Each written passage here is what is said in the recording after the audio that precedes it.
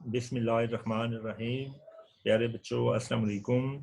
پچھلی کلاس میں ہم پڑھ رہے تھے نظم فاطمہ بنت عبداللہ، 5 شعروں کی تشریح ہو گئی تھی۔ آج شعر نمبر 6 سے شروع کرتے ہیں۔ دیکھیے آپ کے سامنے اسکرین ہے تشریح شعر نمبر 6۔ اے فاطمہ اگرچہ ہماری آنکھوں سے تیری یاد میں آنسو نکل رہے ہیں، لیکن ہمارے اس رونے میں ایک خوشی بھی موجود ہے۔ فاطمہ بنت عبداللہ نے کم عمری میں شہادت حاصل کی، اس کو یاد کر کے مسلمان روتے ہیں، لیکن ان کے لیے فاطمہ کی شہادت کے واقعے میں ایک بڑا سبق موجود ہے، وہ یہ کہ اگر ایک کم عمر اتنی جرت دکھا سکتی ہے تو وہ کیوں نہیں ایسا کر سکتے۔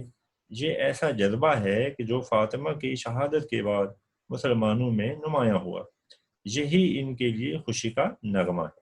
ٹھیک ہے، جہاں جو شاعر کہہ رہے ہیں علامہ اقبال کہہ رہے ہیں کہ ہماری آنکھوں سے آنسو نکل رہے ہیں لیکن اس میں خوشی بھی موجود ہے، تو بظاہر یہ بات بڑی عجیب لگتی ہے نا کہ بندہ رو رہا ہے لیکن خوشی، اس میں خوشی بھی شامل ہے۔ تو اصل میں خوشی یہ ہے کہ فاطمہ بنت عبداللہ کی شہادت نے مسلمانوں میں ایک نیا جوش اور ولولہ پیدا کیا۔ اگلا شعر ہے بیٹا شعر نمبر 7۔ تیری مٹی کا یہ رقص کتنا خوشیاں بڑھانے والا ہے، اس رقص کا ایک ایک ذرہ زندگی کے سوز و گداز سے بھرا ہوا ہے۔ مٹی کے رقص سے مراد فاطمہ بنت عبداللہ کا بے خوفی سے، یعنی بلا کسی ڈر کے سے میدان جنگ میں گھومنا پھرنا ہے۔ چونکہ وہ مسلمان مجاہدوں کو پانی پلا رہی تھی، اس لیے اسے دیکھ کر مجاہدوں کا حوصلہ بڑھتا تھا۔ اس کی شہادت نے ہر مسلمان کو ایک نیا ولولہ عطا کیا۔ اقبال کے نزدیک جس دل میں سوز و گداز نہ ہو وہ بیکار ہے۔ جہاں فاطمہ کی شہادت مسلمان قوم میں سوز و گداز بڑھانے کا باعث بنی۔ ٹھیک ہے، رقص کا یہاں مطلب یہ نہیں ہے کہ وہ ناچ رہی ہے، جہاں اقبال نے ان کے نا اس کے جو شرکت ہے جنگ میں، جو وہ پانی پلانے کی ذمہ داری جو اس نے ادا کی ہے، اپنی نبھائی ہے، کبھی ایک طرف جاتی ہے کبھی دوسری طرف، تو اس کو تشبیہ دی ہے گویا وہ اس کا ایک رقص تھا۔ ٹھیک ہے، رقص کو دیکھ کے لوگ خوش ہوتے ہیں۔ دیکھیں یہاں دیکھیں اس کا اس طرح میدان جنگ میں چلنا پھرنا جو ہے وہ مسلمان مجاہدوں کا، مسلمان سپاہیوں کا حوصلہ بڑھانے کا سبب بن رہا تھا۔ تو اس لیے کہا کہ اس کا یہ جو رقص ہے، یعنی گھومنا پھرنا میدان جنگ میں، یہ مسلمان مجاہدوں کا اس سے حوصلہ بڑھتا تھا۔ اچھا جی، اگلی سلائیڈ پہ چلتے ہیں۔ شعر نمبر 8 دیکھیے۔ تیری خاموش قبر میں ایک نیا ہنگامہ پیدا ہو رہا ہے، اس قبر کی گود میں ایک نئی قوم پرورش پا رہی ہے۔ نئے ہنگامے سے مراد ایک نیا جوش اور جذبہ ہے جو کہ فاطمہ بنت عبداللہ کی شہادت کے بعد مسلمانوں میں پیدا ہوا۔ پھر فاطمہ کی قبر کو ایسی گود قرار دیا کہ جس میں ایک نئی قوم کی بنیاد رکھی جا رہی ہے۔ اس سے مراد یہ ہے کہ مسلمان قوم سے زوال ختم ہونے کے آثار ظاہر ہو رہے ہیں اور اب وہ ایک جرأت مند قوم کے طور پر نمایاں ہو رہے ہیں۔ ٹھیک ہے، جیسے میں نے شروع میں کہا تھا کہ یہ جو 20ویں صدی کے شروع کا زمانہ ہے نا، اس میں مسلمان قوم مجموعی طور پر زوال کا شکار تھی۔ تو فاطمہ بنت عبداللہ کی جو شہادت کا واقعہ ہے، اس سے نا گویا یہ زوال کا جو ایک سلسلہ تھا، اس سے کو ختم کرنے کے کچھ نا آثار نظر آئے، نشانیاں نظر آئیں کہ مسلمانوں میں بھی اس طرح کے دلیر کردار موجود ہیں۔ اچھا، یہاں جو اقبال نے تشبیہ دی ہے اس قبر کو گود سے، دیکھیں ماں کی جو گود ہوتی ہے دیکھیں وہ بھی اس طرح گہری ہے نا، ٹھیک ہے نا، تو اسی طرح قبر جو ہے وہ چونکہ گہری ہوتی ہے تو یہ تشبیہ اس لیے دی گئی۔ ٹھیک ہے، اچھا یہ جو کہا گیا نا کہ تیری خاموش قبر میں ایک نیا ہنگامہ پیدا ہو رہا ہے، قبر سے ظاہر انسان باتیں تو نہیں کر سکتا نا، خواہ وہ شہید کی ہو خواہ کسی کی ہو، اسے ہمیں باتیں تو نہیں سنائی دیتی، لیکن اسے ہنگامہ، اچھا ہنگامہ کیا ہوتا ہے؟ لڑائی جھگڑا، شور شرابہ، باتیں کرنا۔ اب قبر سے ہنگامہ کیسے پیدا ہوا؟ کہ اس کی قبر کو دیکھ کر باقی مسلمانوں میں نا جرأت، غیرت اور دلیری کے جذبات پیدا ہو رہے ہیں۔ ٹھیک ہے، یہاں ہنگامے سے یہ مطلب ہے، یہ مطلب نہیں ہے کہ ہنگامے اس کی قبر سے نا ایک شور کی آواز آ رہی ہے، ٹھیک ہوگا. اگلا شعر دیکھیے، شعر نمبر 9. آسمان کی فضا میں ایسے نئے ستارے طلوع ہو رہے ہیں کہ جن کی روشنی سے انسانی آنکھ ناواقف ہے. اچھا، یہاں جو ہے نا ستارے کا جو لفظ ہے یہ اصل میں فاطمہ بنت عبداللہ جیسے لوگوں کے لیے استعمال کیا گیا، اور مسلمان قوم کو آسمان سے تشبیہ دی گئی. اب دیکھیں، اگر آسمان پر ستارے نہ ہوں تو آسمان کیسا بے رونق سا لگے گا، ویران سا لگے گا. اگر آسمان پر ستارے ٹمٹما رہے ہوں، ان کی روشنی نظر آ رہی ہو، تو آسمان بڑا خوبصورت نظر آتا ہے. یوں ہی مسلمان قوم میں جب فاطمہ بنت عبداللہ جیسی بہادر بیٹیاں، بہادر بیٹے ظاہر ہوئے، انہوں نے اپنی دلیری ظاہر کی، تو گویا مسلمان قوم ایسا آسمان بن گئی کہ جس پر ستارے ہی ستارے جگمگا رہے ہیں.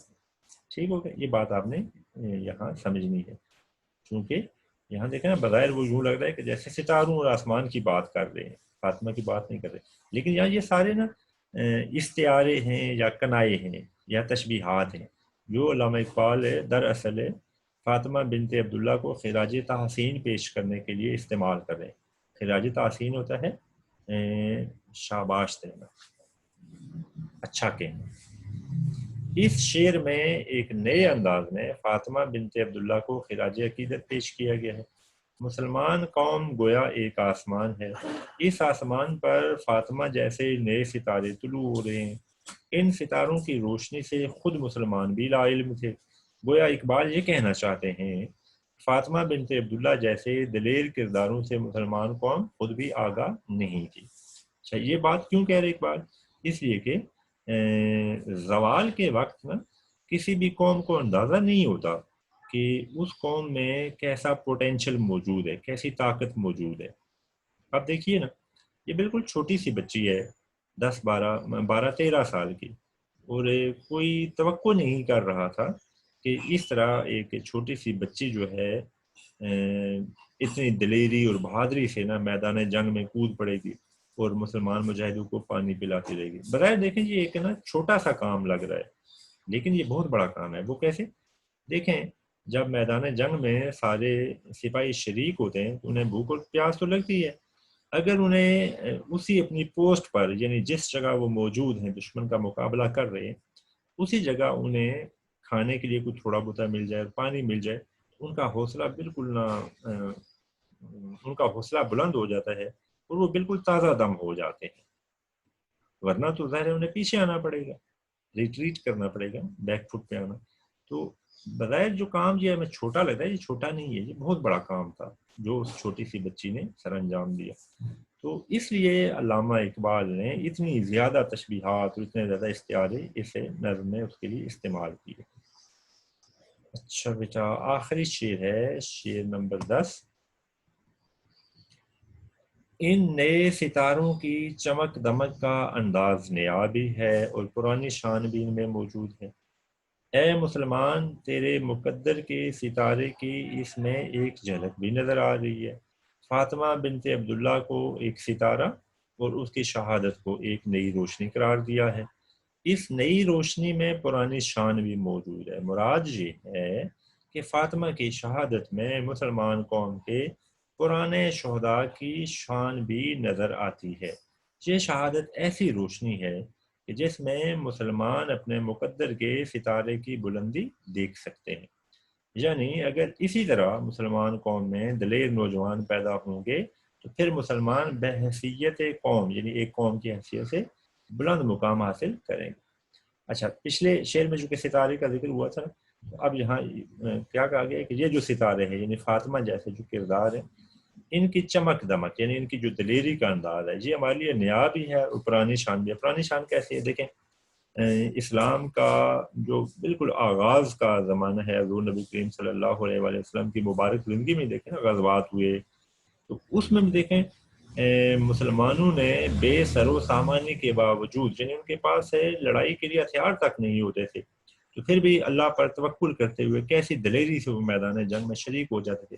غزوہ بدر جو ہے، جو کہ اسلام کا پہلا معرکہ ہے، آپ ذرا اس میں دیکھیں کہ مسلمان جو تھے وہ صرف 313 تھے، اس میں سے بھی صرف تھوڑے سے جو سپاہی تھے 10-20 ان کے پاس تلوار یا تیر موجود تھے، کوئی تھوڑے سے 1-2 یا 4-5 گھوڑے تھے یا شاید کوئی سے زیادہ، باقی جو ہیں وہ ڈنڈے اور پتھر نا، یہ اس زمانے میں ہتھیار بھی ہوتے تھے، اس طرح کی ان کے پاس چیزیں تھیں، لیکن ان کا اللہ پر بھروسہ توکل دیکھیں کتنا تھا کہ ہم اللہ کے لیے یہ کام کر رہے ہیں، اس لیے کہ یہ جو دشمن ہیں یہ اسلام کو مٹانے کے لیے آ رہے ہیں، لہٰذا ہم اللہ کے لیے یہ جہاد کر رہے ہیں، لہٰذا اللہ تعالیٰ ہمیں فتح عطا فرمائے گا۔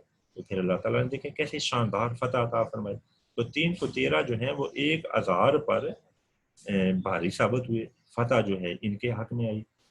اور اسی سے دیکھیں پھر آگے اسلام کی ایک روشن تاریخ ہے کہ جب بھی جہاد ہوا تو مسلمانوں نے کبھی اس بات کو ذہن میں نہیں رکھا کہ ان کی تعداد کم ہے، ان کے پاس ہتھیار کم ہیں یا ہتھیار نہیں ہے، بلکہ اصل ان کے اندر وہ جذبہ تھا کہ جو اللہ تعالیٰ کی رضا کے حصول کے لیے، اللہ تعالیٰ کی خوشنودی حاصل کرنے کے لیے میدان جنگ میں انہیں جانے پر اکساتا تھا، ترغیب دیتا تھا۔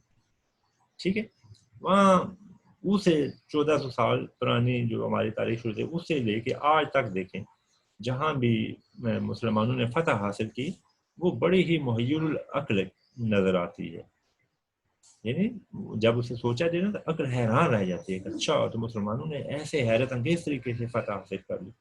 یہ جو پرانے شان کا آ گیا نا، یہ اصل میں اس سے مراد ہے یہ۔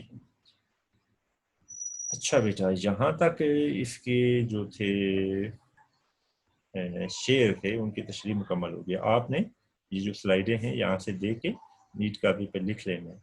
اچھا ایک بات بیٹا میں یہاں بتا دوں، پیپر میں آپ کا جب سوال آتا ہے نا تو اس کے 2 اجزاء آتے ہیں، یعنی یہ سوال آئے گا نا درج سوال فرق سوال نمبر 6 ہے تو لکھا ہوگا درج ذیل اجزاء میں سے کوئی سا کسی ایک جز کے تشریح کیجیے، بہ والا نظم اور شاعر، آگے یہ لکھتا ہے یعنی نظم کا نام بھی لکھیں اور شاعر کا نام بھی لکھیں۔ اب اس میں 2 یا 3 شعر ہوتے ہیں نظم کے نا، ایک شعر کبھی نہیں ہوتا کیونکہ 5 نمبر کا سوال ہوتا ہے۔ اب آپ نے یہ یاد رکھنا ہے کہ جیسے ہم نے شروع میں کہیں پڑھا تھا یا نہیں پڑھا تو ابھی بھی میں دوہرا دیتا ہوں کہ نظم کا نا ایک مرکزی خیال ہوتا ہے، اسی کے ماتحت سارے شعر جو ہے نا وہ چل رہے ہوتے ہیں، ٹھیک ہے۔ تو لہٰذا اگر آپ 3 شعروں کی اکٹھی تشریح لکھنا چاہیں تب بھی ٹھیک ہے، اور اگر الگ الگ لکھنا چاہیں جیسے میں نے لکھا ہے اس طرح بھی ٹھیک ہے۔ اچھا الگ لکھنے میں کیا فائدہ ہے؟ الگ لکھنے میں یہ فائدہ ہے کہ آپ ہر شعر کے بارے میں الگ تشریح لکھتے ہیں کہ جی اس شعر میں اسپیسیفک جو یہ شعر ہے جس میں یہ بات ہوئی ہے۔ اکٹھی لکھتے ہیں تو بعض بچے جو ہے نا وہ ایک شعر کے بارے میں زیادہ باتیں لکھ دیتے ہیں، دوسرے شعر کے بارے میں کچھ لکھتے ہی نہیں ہے یا بہت تھوڑی باتیں لکھتے ہیں، اس طرح انہیں تھوڑے نمبر ملتے ہیں۔ اچھا یہ یاد رکھنا ہے کہ 5-6 نمبروں کے لیے منیمم بھی کم سے کم بھی آپ نے اپنے پیپر کی 10 لائنیں ضرور لکھنی ہیں، بے شک آپ الگ الگ کر کے لکھیں، یعنی 3 شعر الگ الگ کر کے تشریح لکھیں، بے شک آپ تینوں کی تشریح اکٹھی لکھ دیں، یعنی یہ کم از کم مقدار ہے، آپ نے 10 لائنیں ضرور لکھنی، لیکن اس سے زیادہ لکھنا چاہیے۔ اچھا اس کے لکھنے کا طریقہ کیا ہے؟ وہ یہ ہے کہ جب آپ کے سامنے سوال آئے پیپر میں تو آپ سب سے پہلے وہی جو شعر ہیں انہی کا مفہوم، جیسے یہ ہر شعر کی تشریح دیکھیں شروع ہوتی ہے تو سب سے پہلے جو 2 لائنیں ہیں یہ والی لائن اور یہ والی، یہ گویا اسی شعر کا ایک مفہوم سا ہے، ٹھیک ہے۔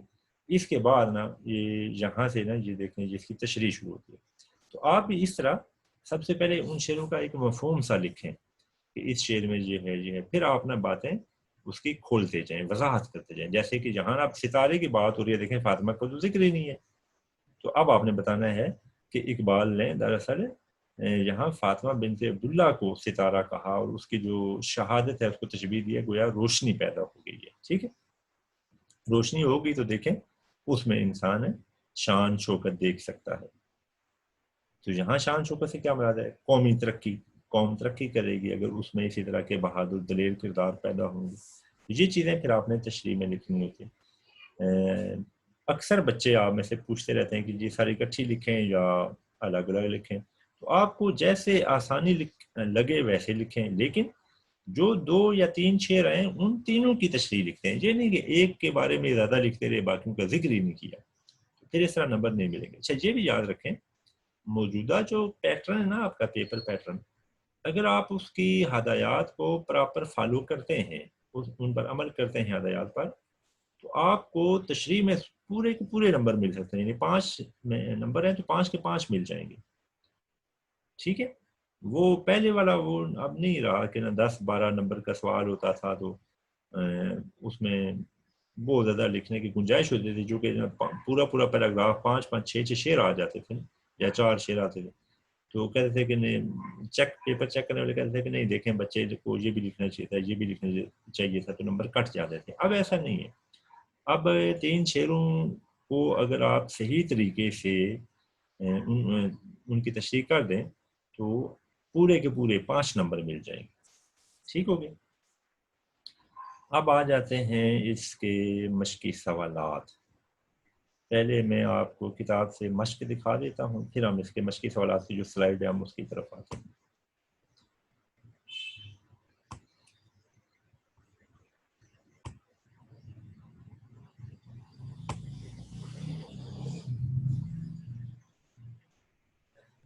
جی بیٹا، یہ دیکھیے کتاب کی جو مشق ہے وہ ادھر سے شروع ہوتی ہے۔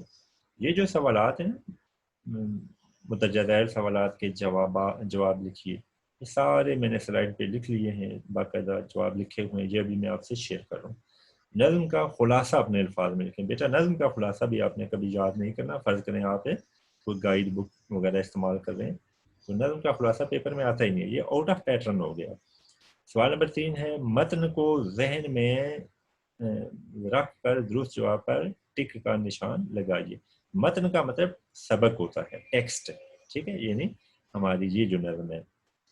اچھا یہاں یہ یاد رکھنا ہے، یہاں جو بھی سوال پوچھا جائے گا وہ ہمیشہ سبق ٹیکسٹ کے مطابق آپ نے اس کا جواب دینا ہے۔ بعض جو ہوتے ہیں نا جواب وہ عمومی بھی ہوتے ہیں، تو عمومی جواب پر آپ نے یہاں سے ٹک نہیں کر دینا، جو یہاں ہے اس نظم میں ہے اسی کو آپ نے نا یہاں ٹک کرنا، تو یہ آپ نے ضرور کرنا ہے، اس لیے کہ یہ آپ کا آبجیکٹو والا جو پیپر ہے وہ بالکل اسی طرح بنتا ہے، ٹھیک ہے۔ یہاں آپ یہ آپ نے کتاب پہ کر دیں۔ یہ والا سوال ہے، بچے کہتے ہیں کہ سر یہ کہاں سے لی گئی، یہ جو ہے یہ نظم کس مجموعے کلام سے لی گئی ہے، یہ بانگ درا میں سے ہے، ٹھیک ہے، یہ میں آپ کو بتا دوں، باقی یہ تو آپ کو آنا چاہیے، دیکھیں ہم نے پڑھا ہے، چلے میں دہرا دیتا ہوں۔ الف، نظم فاطمہ بنت عبداللہ کس شاعر کی تخلیق ہے، کس کی ہے؟ علامہ اقبال نے لکھی ہے، ٹھیک ہے، تو یہ ہے۔ دوسرا بھی میں نے دہرا دیا، یہ نظم کس مجموعے کلام سے لی گئی، یہ اقبال کے چاروں جو اردو کے مجموعہ کلام ہیں ان کا ذکر ہوا ہے، یہ بانگ درا جو اقبال کی پہلی کتاب ہے اس سے کیا گیا۔ جی میں، فاطمہ بے وقت شہادت کس فرض کی ادائیگی میں مصروف تھی، یعنی وہ جب شہید ہوئی تو کیا کر رہی تھی؟ پانی پلا رہی تھی، ٹھیک ہے، مسلمان مجاہدوں کو پانی پلا رہی تھی، تو یہ آپ نے آپشن 1 کو ٹک کر دینا ہے۔ اچھا یہ ادھر کتاب پہ کرنا ہے، نیٹ کا بھی نہیں کرنا۔ دال ہے، شاعر نے فاطمہ کو حور کہا ہے، کون سی حور؟ حور صحرائی، ٹھیک، یہ اس میں آپشن 1 ٹھیک ہے۔ یہ ہے، اپنی خاکستر سے شاعر کی کیا مراد ہے، تو اپنے خاکستر سے کیا مراد ہے؟ امت مسلمہ۔ ویسے خاکستر کسے کہتے ہیں بیٹا؟ راکھ کو، ایش، جب لکڑی جلائی جائے یا کوئی بھی چیز جلائی جائے تو پیچھے نا ایک بری بری سی چیز جو ہے نا رہ جائے گی، اس کو ایش کہتے ہیں، انگلش میں راکھ کہتے ہیں، تو یہ خاکستر یہ چیز۔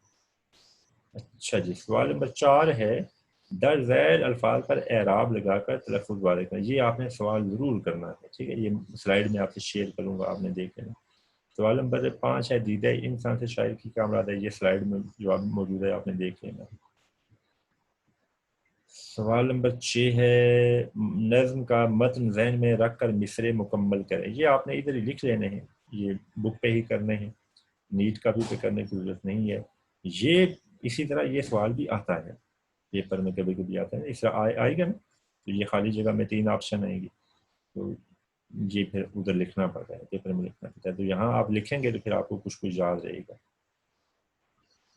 اگلا صفحہ دیکھتے ہیں جی، آگے کیا ہے؟ درج ذیل مرکبات کا مختصر مفہوم لکھیں. مفہوم کا مطلب ہے بیٹا الفاظ معنی. ٹھیک ہے، الفاظ معنی جو ہیں یہ پہلے میں آپ سے شیئر کر چکا ہوں. تشریح جب شروع کی تھی شروع میں نے آپ سے الفاظ معنی شیئر کیے تھے، یہ دوبارہ لکھنے کی ضرورت نہیں ہے. سوال نمبر 8، متن کو ذہن میں رکھ کر کالم الف کا ربط کالم بے سے کے الفاظ کریں. یہ بھی چونکہ آؤٹ آف پیٹرن ہو گئے، پیپر میں تو نہیں آتا. آپ کرنا چاہیں تو ادھر ہی نا ان کے آپس میں جو میچ کر رہے ہیں الفاظ ان کو آپس میں میچ کر رہے ہیں. کیسے کرتے ہیں؟ فرق کریں. تے کا تعلق کس چیز سے ہے؟ تے کا تعلق صفر سے. ٹھیک ہے، تے وہ صفر یہ یہاں آ جائے. ٹھیک ہے، وہ آپ لائن لگا دیں گے. تے وہ اور اس کا کیا ہے؟ پورے صحرائی اقبال نے کہا تو یہ پورے صحرائی. گلستان کیا تھا؟ گلستان خزاں منظر تھا. یہ یوں ہو جائے. فضا کیا تھی؟ یہ تھی فضا آسمان. فضا کا تعلق آسمان سے تھا. ٹھیک ہے، اور تربت کیا ہے؟ یہ خاموش ہے. اس کا یوں ہو جائے. اور شوق شہادت یہ یوں یہ آپ جیسے. اچھا، یہ بیٹا یہاں ختم ہو جاتی ہے ہمارا یہ جو نظم ہے. اس کے بعد ہمارا جو اگلا سبق ہے وہ غزل ہے. ٹھیک ہے، اس لیے کہ ہمارے سلیبس بریک ڈاؤن کے مطابق ہم نے پہلی 2 نظمیں ہی پڑھنی ہے. اس والے جو موجودہ ہماری پہلی ٹرم چل رہی ہے، پہلی ہم نے میدان کربلا میں گرمی کی شدت پڑھی ہے اور دوسری نظم ہم نے پڑھی ہے فاطمہ بنت عبداللہ. اب ہم نے آگے 2 غزلیں بھی پڑھنی ہیں. تو جو پہلی غزل ہے ہم اس پہ چلے جاتے ہیں.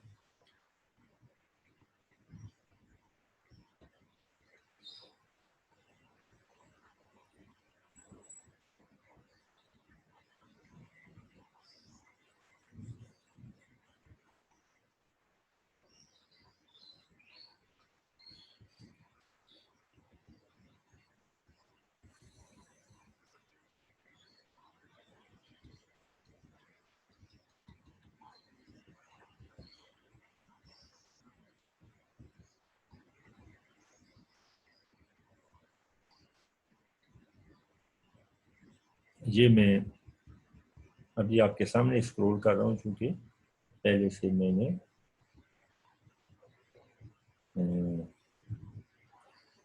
الگ سے نا اس کی سلائڈ بنا کے نہیں رکھی تھی. یہ ظاہر آپ کے سامنے دیکھنا میں نظم ہم نے پڑھی ہے فاطمہ بنت عبداللہ.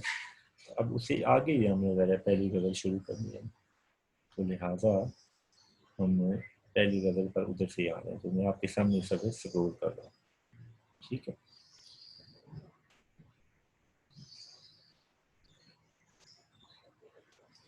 پہلی غزل ہماری ہے کون سی پتا؟ یہ صحیح غزل ہے اور پہلی غزل ہماری ہے حسرت موہانی کی. ٹھیک ہے، پہلے ہم ان کا تعارف پڑھتے ہیں. حسرت موہانی 1875 میں پیدا ہوئے اور 1951 میں وفات پائی ہے. حسرت موہانی کا اصل نام سید فضل الحسن اور حسرت تخلص ہے. تخلص وہ نام ہوتا ہے جو شاعر اپنے اشعار میں لکھتا ہے. ٹھیک ہے، آپ یو پی کہتے ہیں اتر پردیش انڈیا کا صوبہ ہے کہ قصبے موہان میں پیدا ہوئے اور اسی نسبت سے موہانی کہلائے. ایم اے او کالج علی گڑھ سے BA کیا. ایم اے او کیا مطلب ہے؟ Mohammedan Anglo oriental college. یہ وہ کالج ہے جو کہ سر سید احمد خان نے علی گڑھ میں بنایا تھا. یہی کالج بعد میں علی گڑھ یونیورسٹی بنا ترقی کر کے نا. کچھ عرصہ ادبی رسالہ اردو معلیٰ نکالتے رہے. اس کو آپ نے بیٹا انڈر لائن کر لینا ہے، نیچے لکیر لگا لینی ہے. یہ سوال اکثر آتا ہے آبجیکٹیو میں کہ حسرت موہانی نے کون سا مشہور رسالہ نکالا تھا یا کس مشہور رسالے کی ادارت کی تھی. ٹھیک ہے، یہ ہے اردو معلیٰ. پھر ان کی باغیانہ تحریروں کی وجہ سے انگریز حکومت نے یہ رسالہ بند کر دیا. حسرت موہانی تحریک آزادی کے اہم رہنما تھے اور برطانوی سامراج کی مخالفت کی وجہ سے انہیں طویل عرصے تک قید و بند کی صعوبتیں برداشت کرنا پڑیں. صعوبت ہوتا ہے تکلیف، دکھ. برطانوی سامراج ہوتا ہے ایسی طاقت کہ جو زبردستی کسی ملک پر قبضہ کر لے، جیسے کہ انگریزوں نے برصغیر پر قبضہ کر لیا تھا. اس زمانے میں قید بامشقت انتہائی سخت اور تکلیف دہ ہوتی تھی. روزانہ 1 من گیہوں دستی چکی پر پیسنا پڑتی تھی. گیہوں کیا ہوتا ہے؟ گندم. اچھا، آپ میں سے شاید ہی کسی بچے نے نا کبھی آٹا چکی دیکھی ہو، کیونکہ آج کل تو وہ رواج ہی نہیں رہا نا. شہروں میں تو ہم جا کے نا آٹے کا تھیلا لے آتے ہیں. اچھا، آٹے کی جو چکی ہوتی ہے نا جس کا یہ ذکر ہے دستی چکی، وہ آپ بیٹا یوں سمجھیں کہ تقریباً 2 سے 2.5 فٹ کے ڈایا میٹر میں نا گول پتھر ہوتے ہیں. 2 سلیں پتھر کی نا گول. ایک سل جو ہے وہ کم از کم 5-6 انچ موٹی ہوتی ہے. اب آپ دیکھیں کہ یہ 5-6 انچ موٹی ہو اور 2-2.5 فٹ کے ڈایا میٹر میں وہ گول ہو، وہ کتنی وزنی ہوتی ہے. ایک سل کے اوپر دوسری سل رکھی ہوتی ہے، پتھر کے اوپر پتھر رکھا ہوتا ہے. جو اوپر والا پتھر ہوتا ہے نا اس کے بالکل درمیان میں ایک سوراخ ہوتا ہے جس میں دانے ڈال دیتے ہیں جو بھی پیسنے ہوں. اور اسی اوپر والے پتھر کے ایک کونے پر نا، یعنی ایک کنارے پر ایک ڈنڈا اس میں نا نصب کر دیتے ہیں، لگا دیتے ہیں، جس کو دستی کہتے ہیں، اتھی کہتے ہیں. جب اس اتھی کو پکڑ کے نا اوپر والے پتھر کو حرکت دیتے ہیں تو یہ جو دانے اس کے بالکل مڈل میں نا سوراخ میں ڈلے ہوتے ہیں نا، یہ اس سے نیچے جاتے ہیں.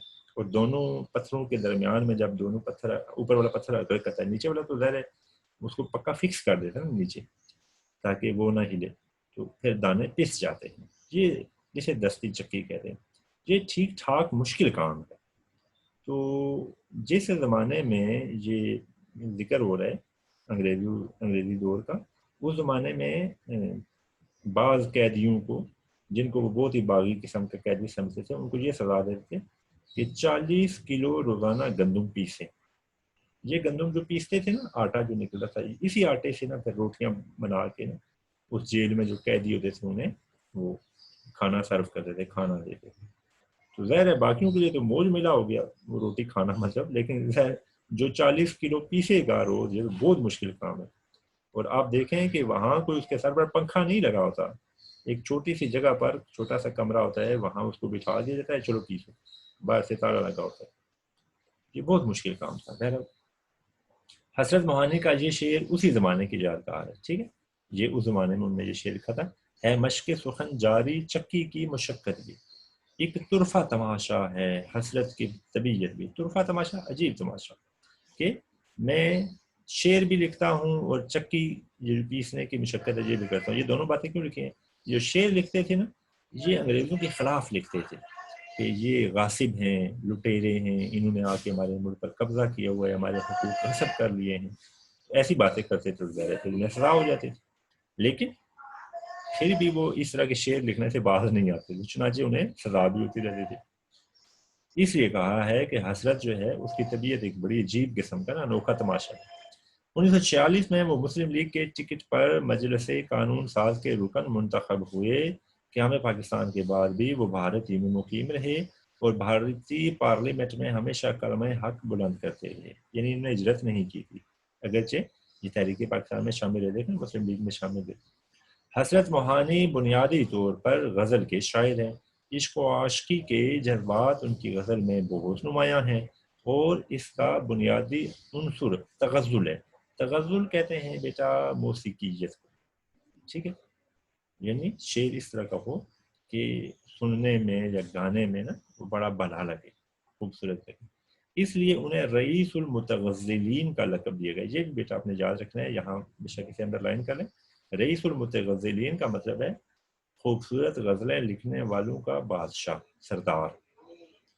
حسرت اعلیٰ پائی کے غزل گو ہونے کے ساتھ ساتھ انتقاد ادبیات میں بھی دسترس رکھتے تھے. انتقاد ادبیات یعنی ادبی جو چیزیں ہیں، افسانہ، ڈرامہ، یہ ساری چیزیں، ان پر نا تنقید لکھنا، ان کی خوبیوں خامیوں کو واضح کرنا. دسترس رکھتے تھے، مہارت رکھتے تھے. زبان و بیان کی باریکیوں سے بھی بخوبی واقف تھے. انہوں نے دیوان غالب کی شرابی لکھی ہے. مرزا غالب کا جو دیوان ہے اردو کا، اس کا، چونکہ غالب کے اشعار بڑے مشکل ہیں، ظاہر ہے یہ لوگوں کے لیے انہوں نے لکھا تھا، لکھی ہے یہ دیوان غالب کی شرح. ان کی تصانیف میں نکات سخن، اس کو نکات نہیں پڑھنا بیٹا، ٹھیک ہے، یہ جو کشش والا کاف ہوتا ہے اس کو نکات پڑھتے ہیں. انتخاب سخن، مشاہدات زنداں، کلیات حسرت موہانی اور انتخاب اردو معلیٰ شامل ہے۔ یہ ان کی کچھ کتابوں کے نام۔ اچھا بیٹا اب آ جاتی ہے غزل۔ دیکھیے غزل،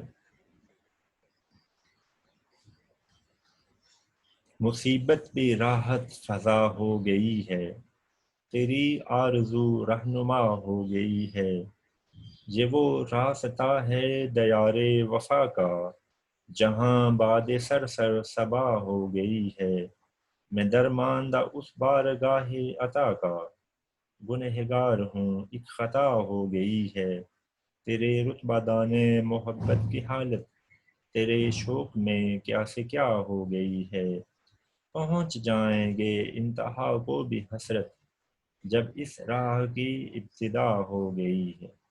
یہ مختصر سی غزل ہے، 1 2 3 4 اور 5۔ ٹھیک ہے، اب چونکہ یہ لیکچر لمبا ہو رہا ہے تو آج ہم اپنا یہ سبق ادھر ہی ختم کرتے ہیں۔ انشاءاللہ اگلے لیکچر میں اس کے الفاظ معنی پہلے میں آپ سے شیئر کروں گا، پھر شعروں کی تشریح ہوگی، اور پھر اس کے بعد انشاءاللہ مشقی سوالات کی طرف ہم جائیں گے۔ تو تب تک کے لیے خدا حافظ۔